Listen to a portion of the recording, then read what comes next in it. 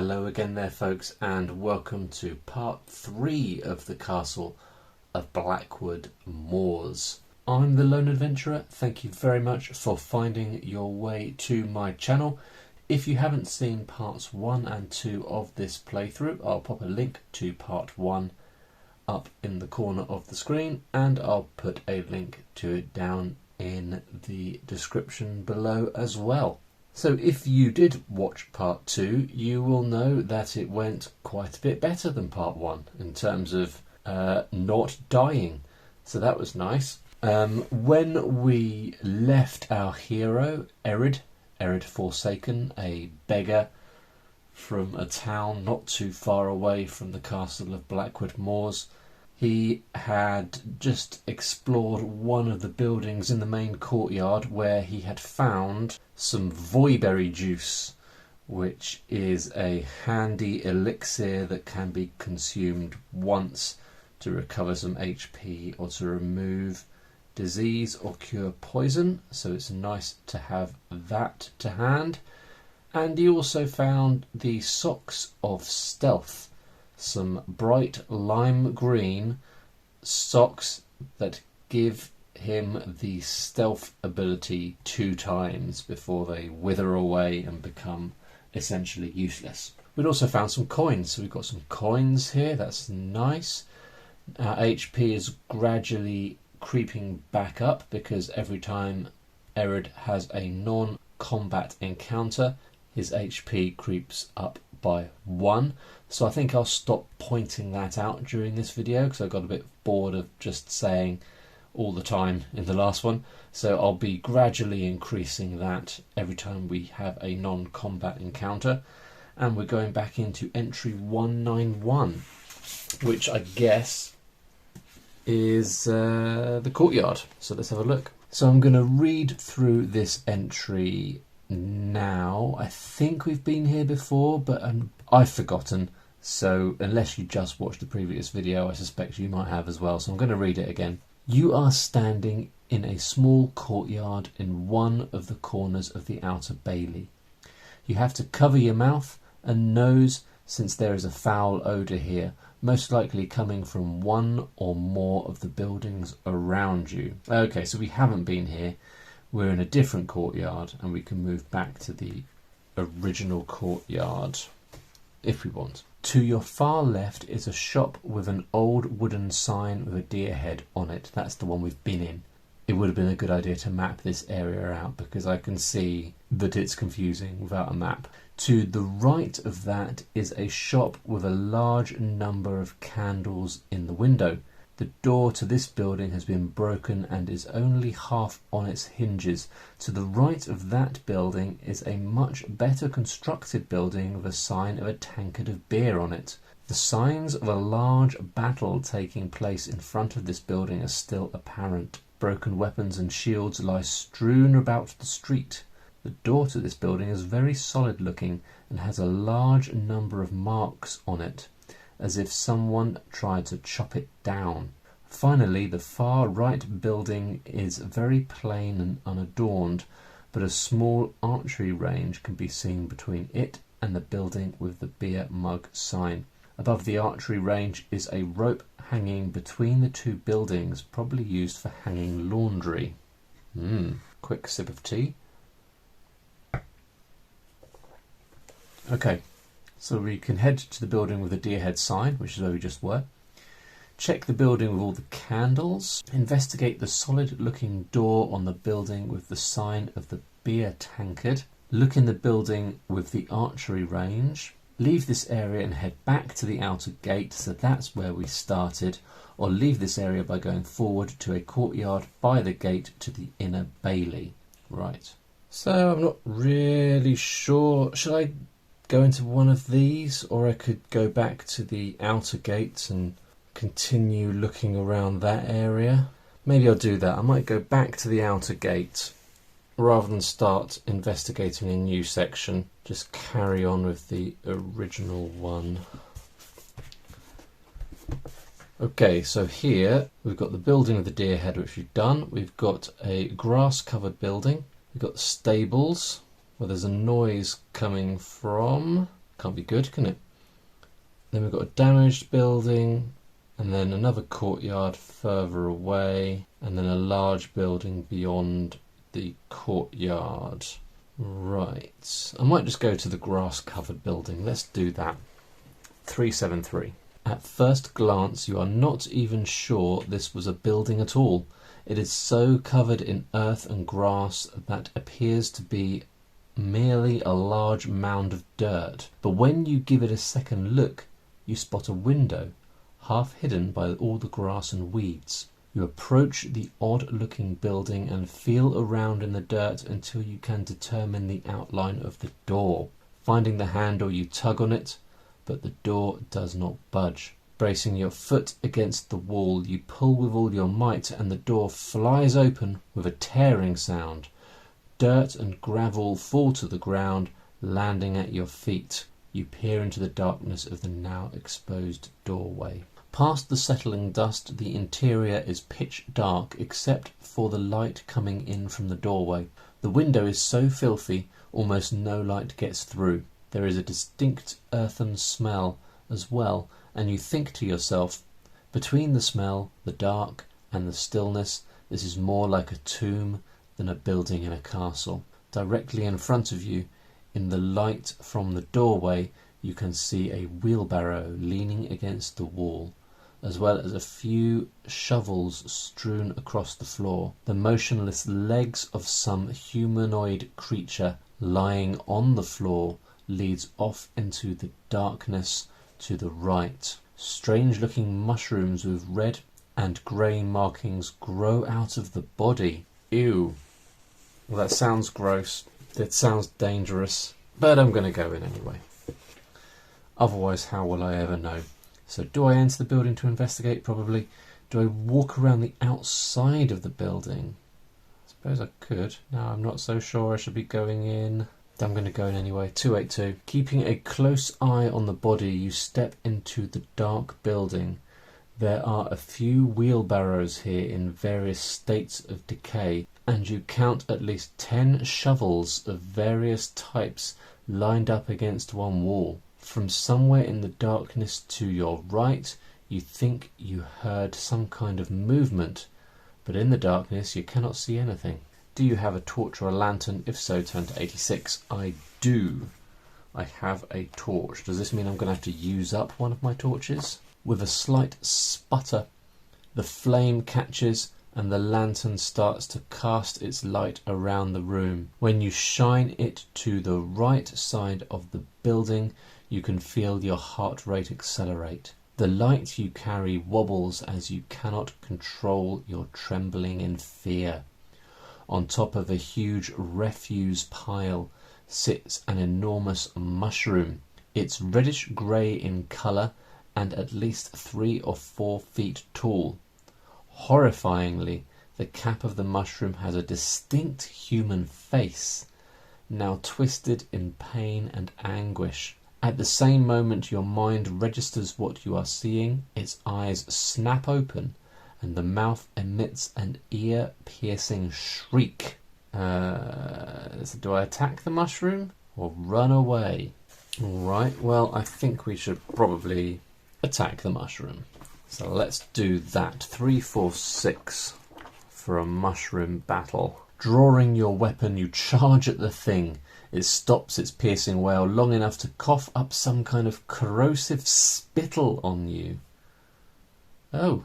Okay, well it doesn't say any downside at the moment to the corrosive spittle. And it doesn't say, okay, so maybe there's going to be some repercussions to that.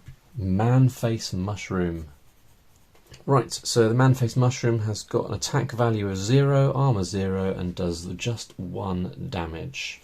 Now I'm fairly sure I was mixing up these subtracting of AVs during the last video, but I think I've got it down now.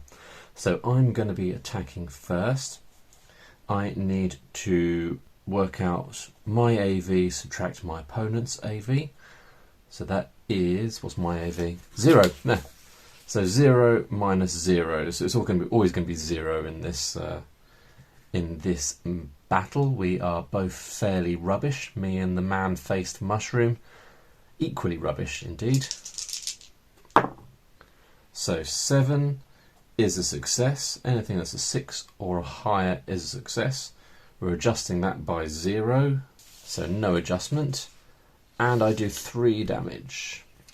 Then the mushroom's attacking me back. That's a successful hit. Taking me down to 7. Back to me. And that's a successful hit, finishing off the man-faced mushroom. Okay, if you defeat it, you can search the building, turn to 74. I'm surprised there's no downside to this corrosive spittle that it spat on me. Maybe we're going to find that out soon. So we're turning to 74 to search the building. Looking about the room, you don't see much of value. In addition to the wheelbarrows and rakes among the debris, you see a total of 10 shovels lined up against the wall.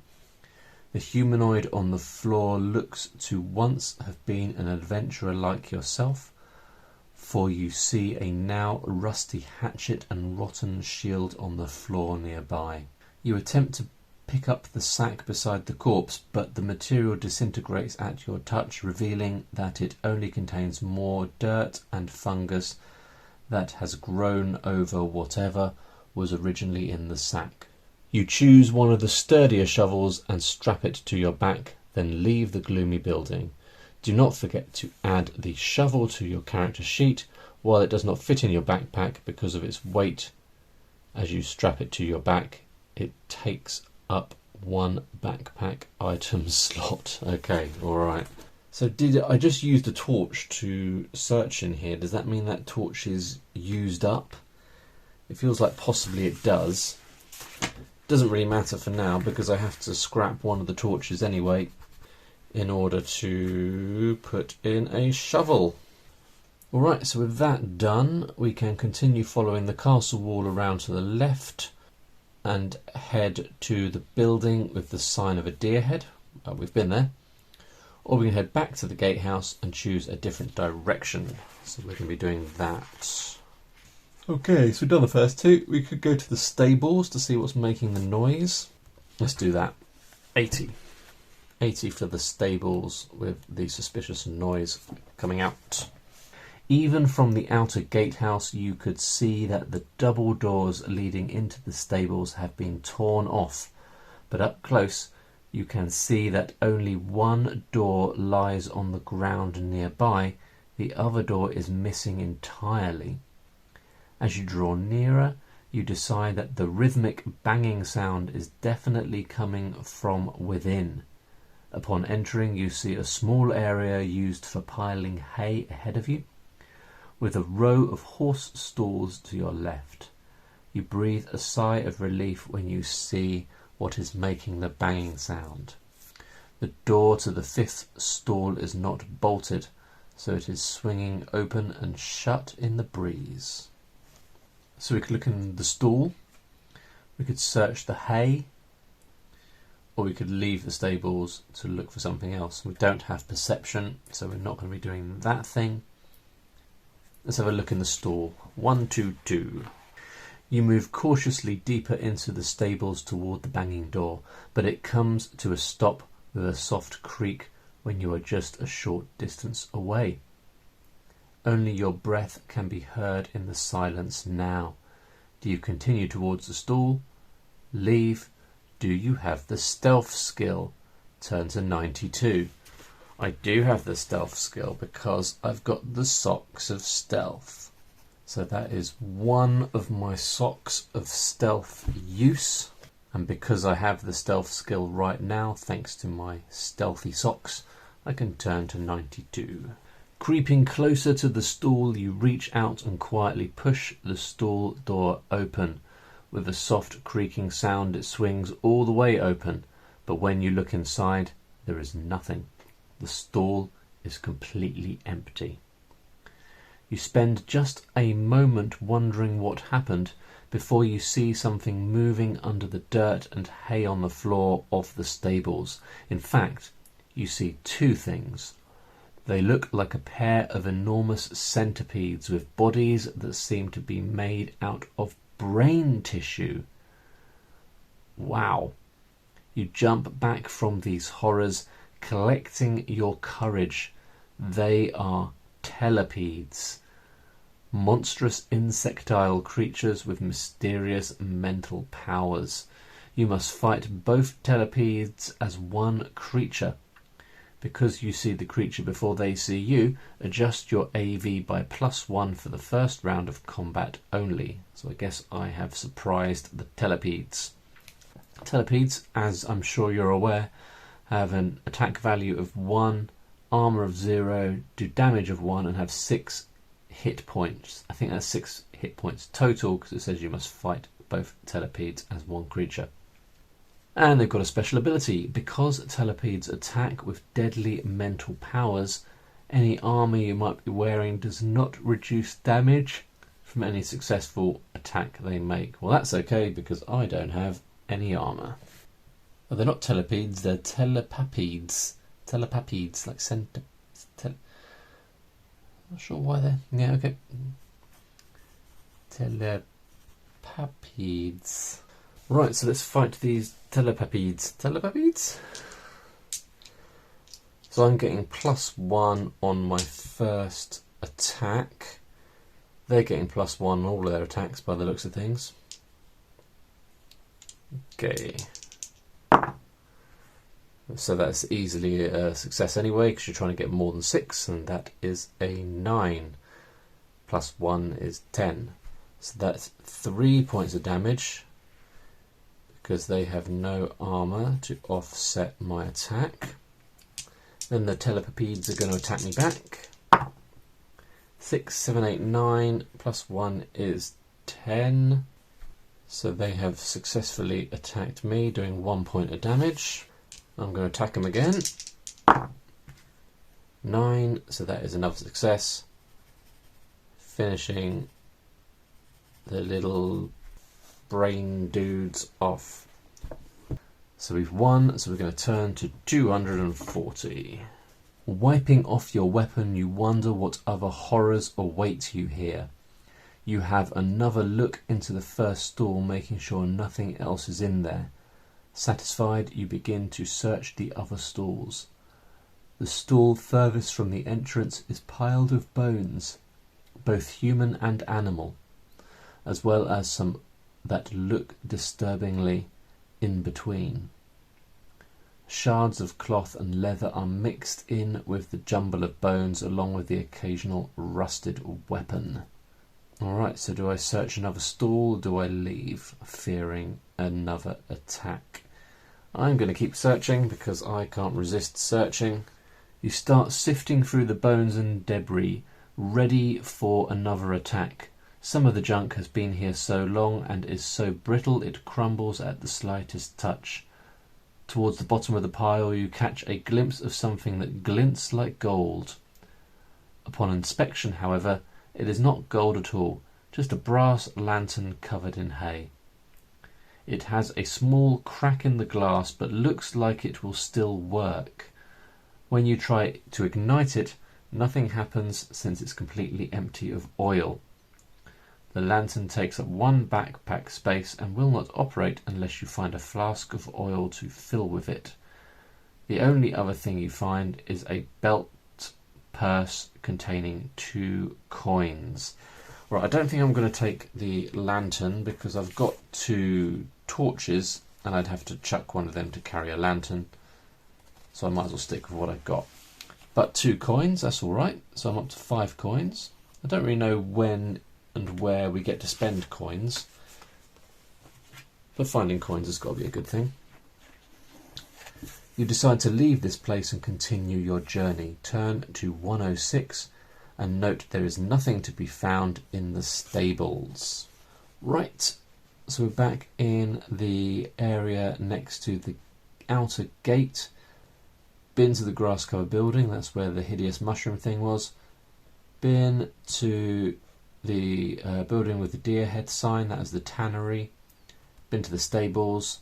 So we've got the damaged building to the right of the stables, and then we can walk to other areas. So I think we might as well, for the sake of being completist, we're going to search the damaged building to the right of the stables.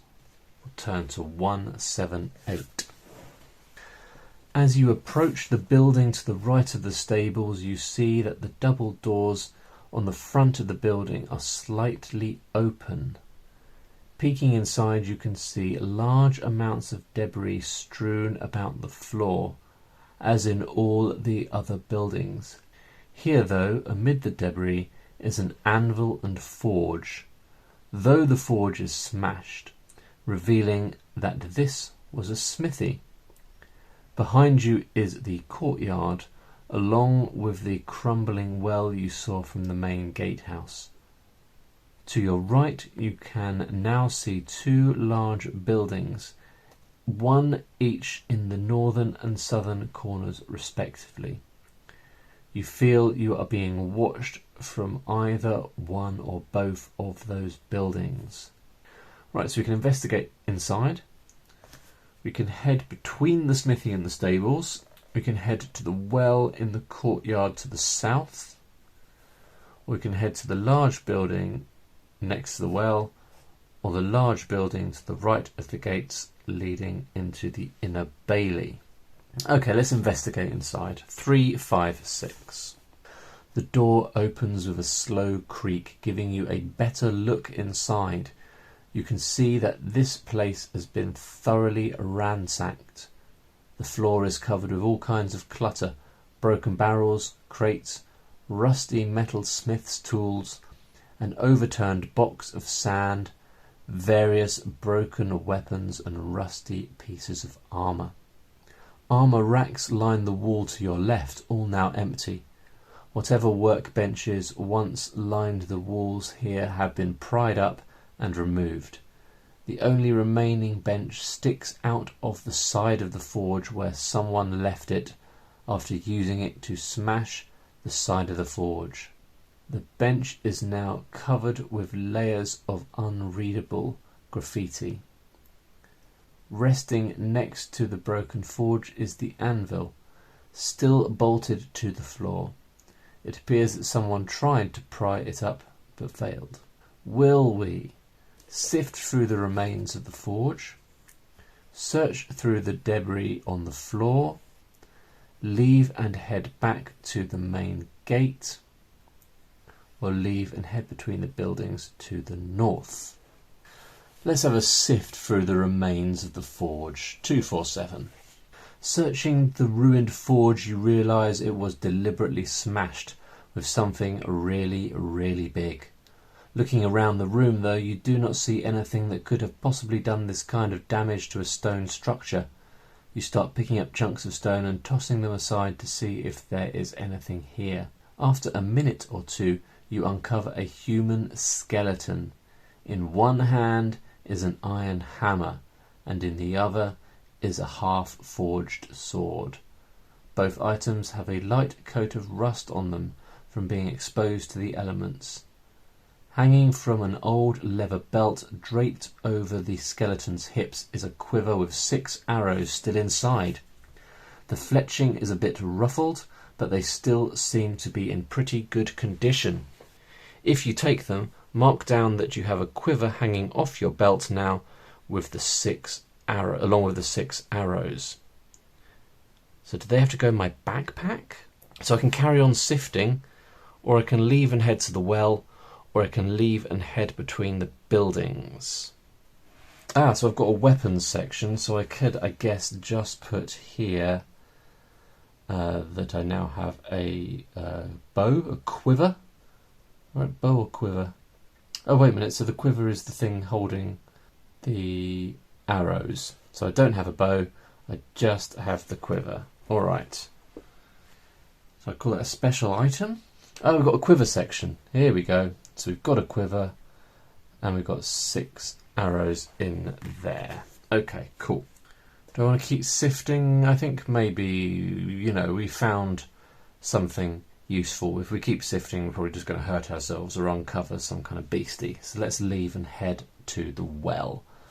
309.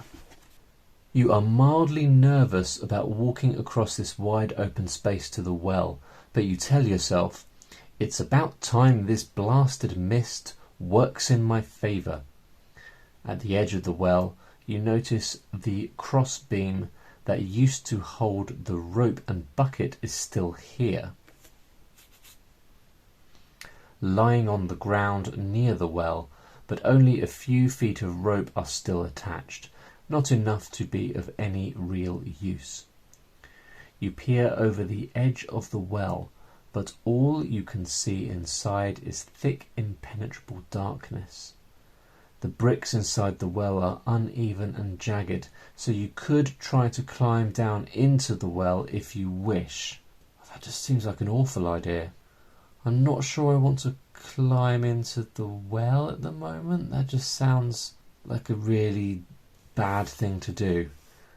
And we've got a vine-covered building nearby. Would we like to investigate the vine-covered building? Well, we know the vines are pretty bad news. I guess we could investigate, but I mean that might get us close to the vines and they'll grab us and murder us like last time. If you would rather just head back to the Outer Bailey, turn to 106.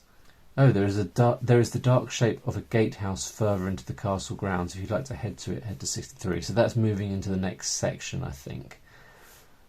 So we'll head back to the Outer Bailey, turn to 106, and we've done everything here. The well, I think that's just where we were, isn't it? So I think we'll leave the well and the creeper building for now. They sounded a little bit suspicious to me. We could bypass the well, cross the courtyard to the large building beyond. Let's do that. This might be the last bit for this video. So let's check out this building, 241. You approach the large abandoned building in the corner of the courtyard. From the outside it is completely still. The once fine wooden door hangs open, showing the dimly lit interior. The building is made of wood and is covered in odd-looking vines. Are these vines? On closer inspection they appear to be a different kind than the ones on the outer wall you saw when approaching the castle. That's good to know. These have a reddish tinge and strange bladders or seeds growing at irregular intervals along the vine. The vines cover the building like a blanket, even twining in and out a few of the windows. Above the door is a sign half covered with these strange vines, showing a grey cat leaping over a mug of beer. Okay, so I can enter the Leaping Cat pub, I can investigate the strange vines, or we can leave and head back to the well. Let's go in. 443 into the Leaping Cat pub. You creep up the few wooden steps into the interior, where it becomes apparent that the vandalism you have seen elsewhere in the castle has afflicted the tavern as well. There are none of the normal furnishings one would normally associate with a tavern here, just shards of splintered wood and pieces of glass. There are also a few smashed wooden mugs, identifiable only by the occasional handle or the rim of a once whole mug. The wooden bar ahead of you is still somewhat intact, but there are large cut and gouge marks in it, as well as a huge two-handed axe stuck in the centre of it. A large fireplace is set in the wall to your left, with a black kettle still hanging on a metal spit over the dark charred area of the floor where the fire once resided. This doesn't appear to have been used in a long time. A few of the reddish vines with their bladders have grown in through the broken windows and cling to the interior walls. To your far left are more broken tables, chairs and the like, all scattered haphazardly around the room. To your right is a wooden staircase leading upwards to the second floor. In your travels, did you encounter a she-jackal, and did she escape? If so, turn to 10. If you did not encounter a she-jackal, or she did not escape, turn to 157. There has been no she-jackals in my recollection. The ruined tavern stands silent, but you can feel something sinister here. It appears as deserted as the rest of the castle and looks damaged enough to have been one of the first buildings to fall when the castle was overrun so many years ago. There is little wind here, but the air that does move pushes the eerie mist in through the broken window and causes a few of the leaves and paper scraps on the floor to swirl and flutter around before they come to rest again. Directly across from the door is the actual bar that patrons long gone were served at. Once plain and utilitarian, it is now decorated with numerous gouges and chop marks that can be seen even from the doorway. In fact, a large two-handed axe with a handle longer than you are tall stands embedded in the surface of the bar. There's a fireplace on one wall with a kettle still hanging on a bar over the grate. We've found this out already. On the opposite wall, a stairway leads up to the second floor. The tables and chairs drinkers once sat at are now smashed and scattered across the floor. So I've got a bunch of things I can do in here, but I think I'm going to have to draw this video to a close and probably this series to a close as well. This is obviously a very substantial choose your own adventure book. There's so many entries in here, and I feel like I've only just scratched the surface of the Castle of Blackwood Moors. This game book is available on Amazon. I'm not sure if it's available at any other places in addition to Amazon, but I will leave a link to the Amazon page in the description below. And I hope you enjoyed this series. It's definitely a much more, like, I've played some Fabled Lands, so I have played an extensive game book before, but this one is so concentrated on one location. It's crazy to think that this entire book describes just one place, this one castle. I'm going to keep going with it because I'm definitely intrigued to see what other mysteries the castle holds, but in terms of this series, I think that's probably the end of it. Hope you enjoyed it. If you did and you want to see more adventures just like this one, please do consider subscribing to my channel, maybe having a look back over some of the other videos that I have done. I'll leave a link in the description below to a playlist of first episodes of playthroughs, so you can maybe pick something else to watch. Please do like this video if you enjoyed it, and I will see you in the next one. Bye for now.